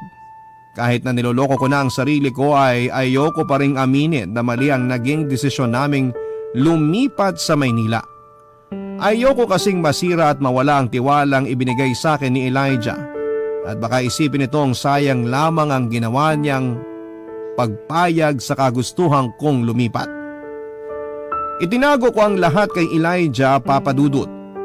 Maraming beses akong umiiyak sa loob ng banyo at parang nandidiri sa aking sarili. Tuwing kaharap ko ang asawa ko ay parang may mga mata si Alberto na nakatingin sa katawan ko at nagpapakasasa na gawin ang lahat hanggang sa hindi ko na nga kilala ang aking sarili. Inisip ko na lamang ng mga panahong yon na ayaw kong iluwa ang pagkapasok ko sa desisyong pagbenta ng lupa ni Elijah sa probinsya para lamang masunod ako na makalipat kami ng Maynila, Papa Dudut. Barangay Love Stories. Barangay Love Stories.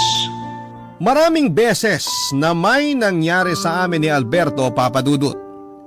Maraming beses kong pinagtaksilan si Elijah sa mismong kwarto namin. Kung noon ay parang pambayad lamang sa upa ang dahilan ng ginagawa ko, naglaon ay naging paraan ko na rin po ito para makakuha ng pera pambili sa mga luho ko. Sa isip-isip ko ay isang lalaki lang naman ang gumagamit sa akin at maliban sa asawa ko. Kadiri man pero tiniis ko na lamang ito, Papa Dudut. Hindi pwedeng umuwi kami ng probinsya at hindi pwedeng magmukha kaming mali sa desisyon. At ayaw kong pagtawanan kami ng mga taong kilala namin sa probinsya. Ayaw kong makarinig ng anumang salita galing sa kanila. Naging rutina ng bawat araw ko na kapag wala si Elijah ay doon ako kay Alberto. Ako naman ang inuupahan niya. Siya naman ang nagbabayad ng pera para matikman lang ang sandali na inaangkin niya ang buo kong katawan. Sa loob-loob ko ay maalis din ang dumi kapag naliligo na ako. Para sa akin ay isang trabaho lang ang lahat. At wala namang nakakaalam nito at may mga oras na nagtataka si Elijah kung bakit nakakabili ako ng mga gamit at alahas para sa sarili ko at sa mga anak namin. Ang sabi ko na lamang ay galing ito sa sahod ko sa pabrika at mura lamang ang bili ko. Ang mga alahas naman ay hulugan. Wala siyang kaalam-alam na pinapaupahan ko na rin ang sarili ko kay Alberto. Pero dumating ang araw na kinakatakutan ko ang mahuli kaming dalawa ni Alberto ng asawa ko.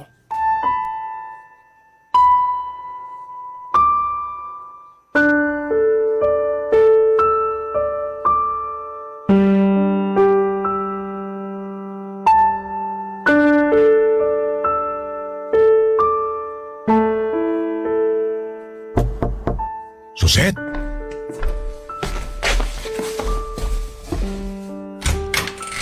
Pumasok ka na, dali. Kami makakita pa sa'yo. Sobrang miss na kita. Gigil na ako sa'yo. Ikaw naman, para kang aso na hindi nakakain ng ilang araw. Siyempre, iba ka kasi. Sandali lang. Pwede bang doon na sa kwarto? Ingat naman tayo. Tandaan mo, pareho tayong malalagot kapag nahuli tayo. Alam ko naman yun. Ilang beses na natin itong ginagawa. Pero hindi ko talaga mapigilan ang sarili ko. Natatakam pa rin ako sa'yo. Alam mo nang siste, amin na muna yung bayad mo. Ito naman, hindi naman kita tatakasan. Babayaran kita. Nung isang araw nga nakalimutan mong magdala ng pera. Dali na, may mga bibilin pa ako mamaya. May nakita ako sa mall, ang ganda, bagay yun sa akin. Lahat naman bagay sa'yo kasi bukod sa maganda ka, abay sexy ka pa. Yung ako, binobola mo pa ako. Hindi ha, totoo yun. Sige na, doon na tayo sa kwarto. Gusto ko na matinding laban ngayon. Bakbakan ito. Mukha mo, parang hayok na hayok. O sige na, doon na tayo sa taas. Kahit paglakad mo, iba pakiramdam ko eh. Natatakam na talaga ako. Para ka talagang aso. Asong naglalaway sa'yo. Pero teka, bago tayo pumasok sa kwarto, ibigay mo muna yung pera. Ito naman. O sandali. O yan, sapat na yan. Yan ang gusto ko, yung nagbabayad ka agad. O ano, pwede na. Oo, pwede na. Pumasok ka na sa kwarto. Yan ang sinasabi ko. Abay sige na, humiga ka na. Oh, halika na dito, dali. Akin ka ngayon, Suset. Suset, ano to? Elijah? Ang baboy nyo! Walang yakang matanda ka! Mahal! Huminahon ka! Kailan pa to? Kailan pa kayo nagbababuyan dito? Napakawalang ya nyo! Sa sariling kwarto pa natin yung ginagawa, Suset! Ang hahalay nyo! Hindi na kayo nahiya! Sandali lang, magpapaliwanag ako. Ano yung hawak mo, Suset? Pera ba yan? Nagpapabayad ka sa matandang to? Binibenta mo dangal mo dito sa hayop na to? Kaya pala kung ano-ano nabibili mo. Nakakahiya ka, Suset! Nakakahiya ka! At ikaw naman walang hiya ka! Ha? Ikaw nga dito! Bitiwan mo ako! Hindi kita bibitawang hayop ka! Yang asawa mo malandi. Binabayaran ko naman siya. Wala akong kasalanan. Kapal na mukha mo! Elijah! Tama na! Lumabas ka na, Alberto! Dalian mo at Walang hiya makamatay kayong ka pa ng dalawa! asawa ko! Pinagmukha niyo akong tanga!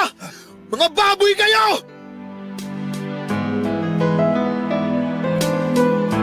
Halos gusto ko na lamang na lamunin ako ng lupa sa tagpong yon, Papa Dudut.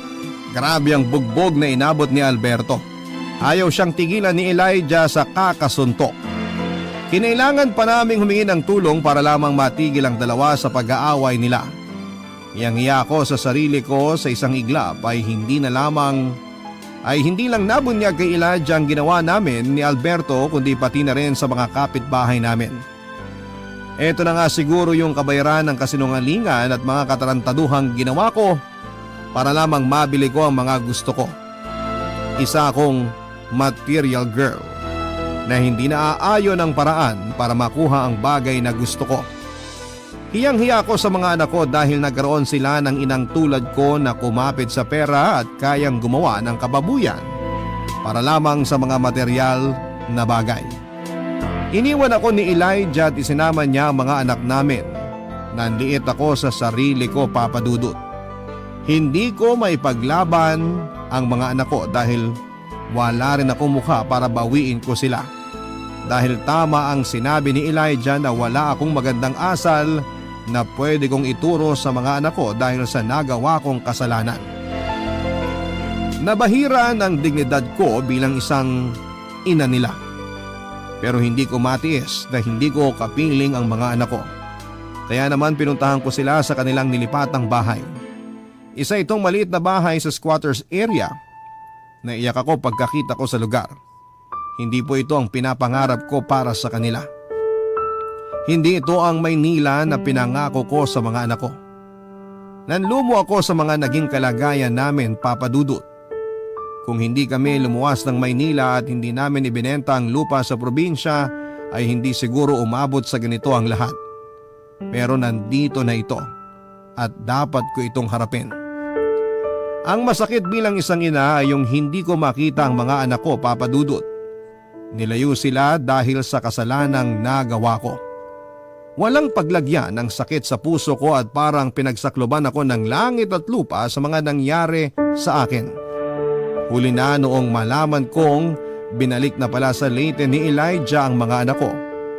At alam na rin ng mga kamag-anak niya at pamilya ko ang nangyari sa amin.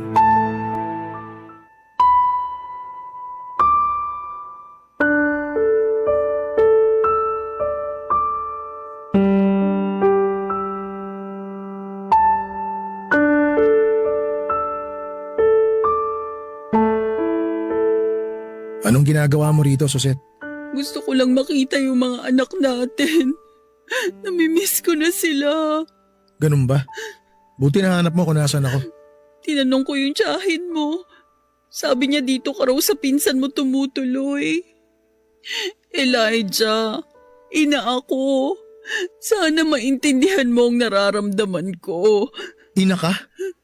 Naririnig mo ba yung sinasabi mo? Ina ka nga pero anong ginawa mo? Nilagay mo kami sa kahihiyan. Kinailangan ko silang ibalik dito sa Leyte para kahit papano malayo sila sa kahihiyan na ginawa mo. Nandun sila ngayon sa pinsan ko. Kung gusto mo silang makita, puntahan mo sila ron. Elijah naman eh.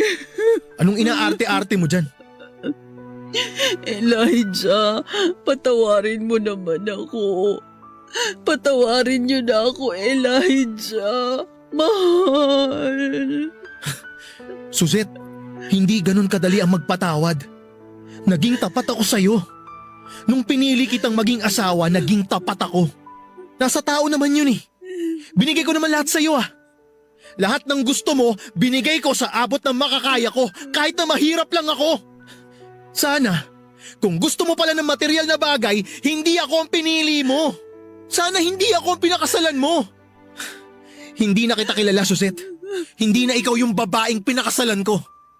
Hindi, Elijah. Pinili kita dahil mahal kita.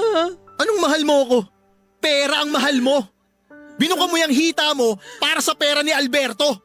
Oo na, humilata ako. Ibinuka ko ang mga hita ko. Pinagamit ko ang katawan ko sa malisyosong may-ari ng inuupahan natin. Aminado naman ako ron. Nagipit lang ako. Totoo ba itong naririnig ko? Nagipit? Rason ba yan para gawin mo yun?